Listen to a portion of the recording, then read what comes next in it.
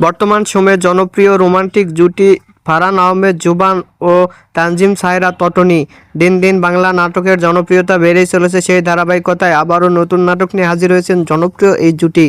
নাটকটির নাম কসম। এই নাটকটিতে অভিনয় করেছেন বর্তমান সময়ের আলোচিত অভিনেতা ফারহান আহমেদ জুবান ও আলোচিত অভিনেত্রী তানজিম সায়রা তটনি। এই নাটকটি রচনা ও পরিচালনা করেন জাহিদুল ইসলাম সুজন। নাটকটি খুব শীঘ্রই ঈদে সিএমবির ইউটিউব চ্যানেলে প্রকাশিত হবে। আপনারা দেখতে চাইলে অবশ্যই ঈদে ইউটিউব চ্যানেলে সিএমবিতে চোখ রাখুন এবং নিয়মিত নতুন নতুন নাটকের আপডেট পেতে হলে অবশ্যই চ্যানেলটিকে সাবস্ক্রাইব করে রাখুন।